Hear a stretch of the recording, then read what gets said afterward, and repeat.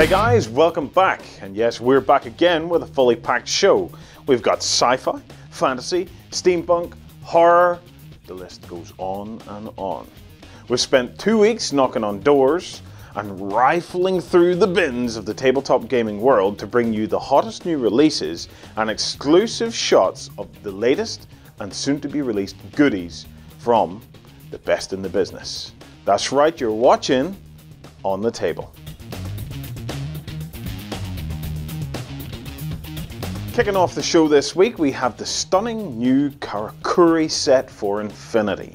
These robotic damsels are tooled up to the eyeballs and can bring a withering amount of firepower to the table with integral chain rifles and a choice of shotgun, combi rifle, or a vicious Mark II.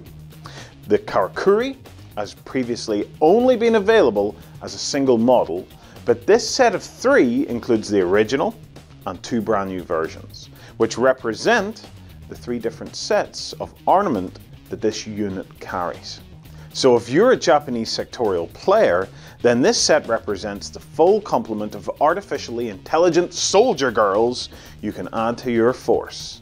But if you're a standard Yujing general, then I'm afraid you only get to pick one. But hey, you do have your choice of all 3.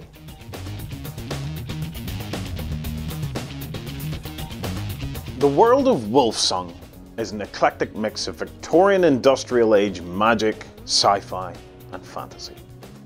Which means that it's a perfect place for the talented sculptors of MicroArt Studio to try their hand at creating some of the characters and creatures that populate the place. Whether it's a brutish troll labourer or an elegant elven assassin, the world of Wolsung is a steampunk paradise with a carefully crafted backstory and, of course, a role-playing game. If you're interested in the game, you can download a free copy of the rules from their website, so why not just go and give it a go? And just before we leave MicroArt Studio, here's a quick look at the latest Discworld miniature, the sinister and scheming Veterinary.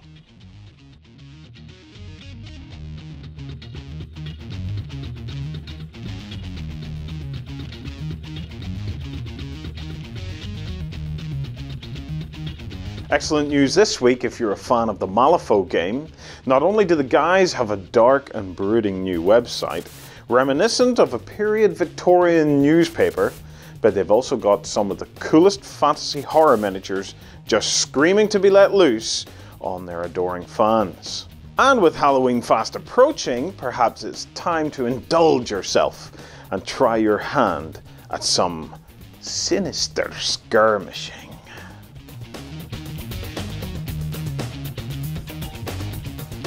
Our buddies over at Antenocitis workshop often make an appearance on our On the Table show. Their resin cast vehicles and sci-fi infantry are cool and often used by fans to add to their existing armies or for other games. But let's face it, every good sci-fi game needs some huge walking battle tanks, or mechs as some like to call them. Anyway, check out the new American Legion Walker design from Antenocitis. This promises to be a model to dominate your tabletop and intimidate your opponent in the process. Shock and awe wins.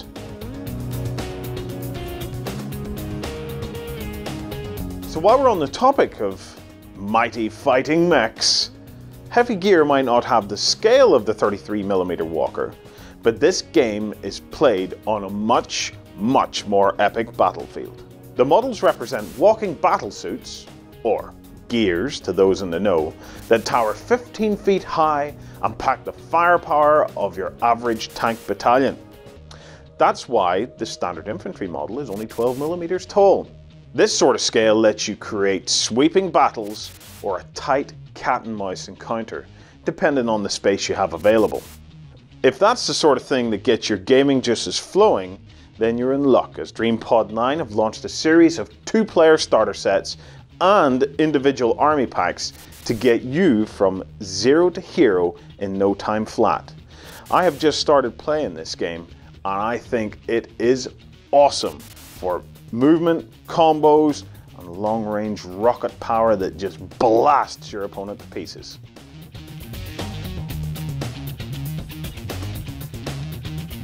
let's take a trip to a more genteel age, one of swashbuckling Spaniards and swooning senoritas.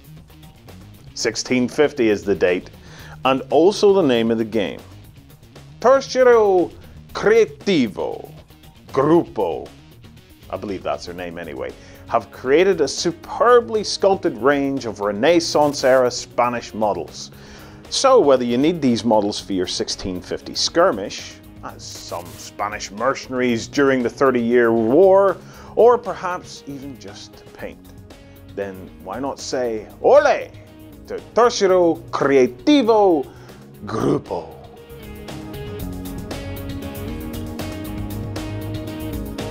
We're used to seeing the work of esteemed sculptor Thomas David as presented by other companies, but the great man himself has also embarked on a solo project, sculpting models for his own company, Agora Miniatures.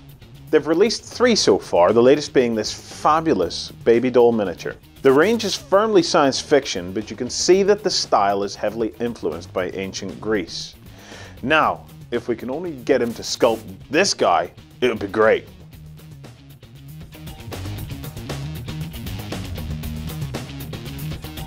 And while we're on the subject of Thomas David, here's one of his latest pieces of work for Dorado. It's a brand new fighter for the Immortals faction. No news yet on when Cipher Studios plan to release this monster, but if the painted version is ready, you can bet that the release version ain't gonna be far behind.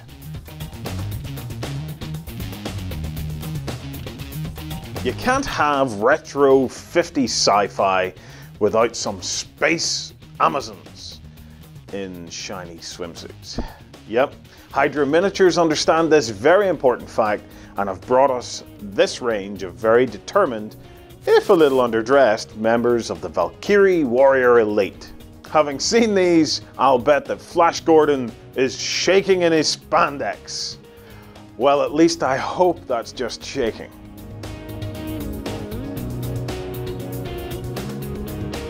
The apocalypse is over. What do you do? There's probably zombies, there's certainly other survivors, and many of whom will want to steal your turnip.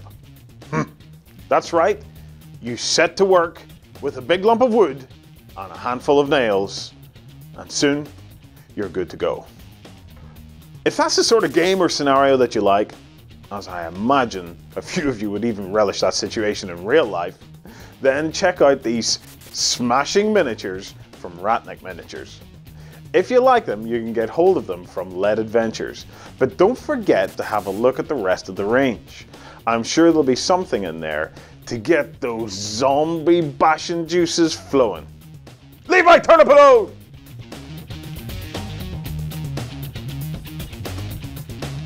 With all these amazing miniatures in your collection, you're going to need something to carry them in. Well, Battle Foam are set to launch another of their innovative bags. This one's called the SHEILD. The design comes in a utilitarian grey colour scheme and is specifically constructed to fit the standard-sized miniature trays found throughout the industry. They've also launched a brand new Puppets War bag, along with some more of their custom-cut foam trays cut specifically to fit new releases such as Ogre Kingdoms from Games Workshop. If you're interested in seeing some of the innovative stuff that Battle Foam have been coming out with, hop on over to Beasts of War, where there's some more interesting stories.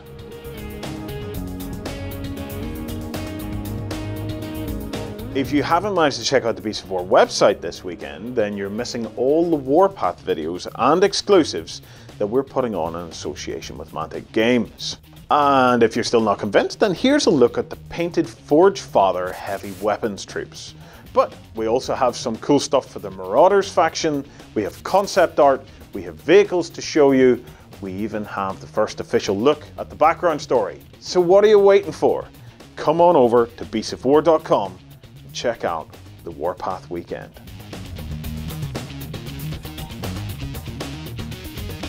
So that's it, we're spent. All beans have been blown, all ammunition shot.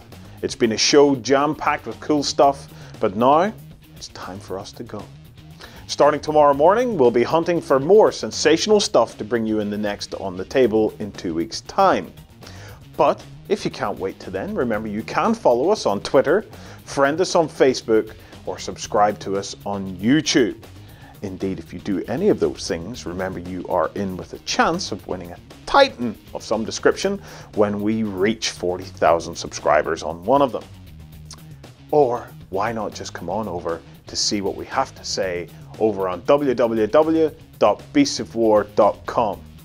As always, thanks for watching On the Table.